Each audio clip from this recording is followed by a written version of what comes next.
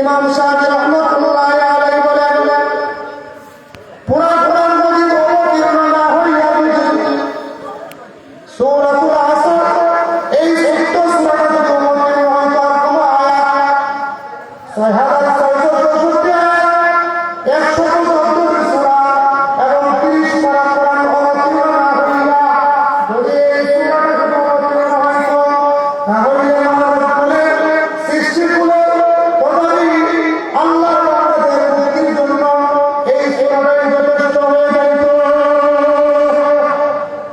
এই সূরাটা কি রাখছে? আল্লাহু আকবার। আল্লাহ রাব্বুল আলামিন কোরআনের বিভিন্ন জায়গায় বিভিন্ন শব্দ দিয়া বিভিন্ন জিনিসের কসম খাইছে। কোন জায়গায় দ্বীপহরের কসম খাইছে, ওয়াদুহা ওয়াল লাইলি ইযা সাজা। কোন জায়গায় তিন বলের কসম খাইছে, আল্লাহ বলেন ওয়াত্তিন ওয়াল জাইতুন।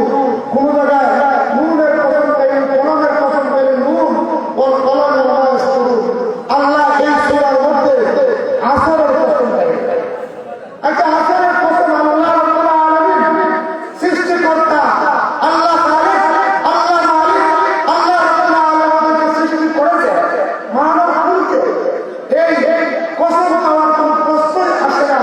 মহান আল্লাহ রাব্বুল আলামিন কসম খাওয়ানোর অর্থ এটা না আমরা যেভাবে কসম খাই, অনেকেই বাজারে বসে বলে ভাই এই কথাটা বিশ্বাস না করলে আমি বান্দিয়ার কাছে বসে কসম খাইতেছি।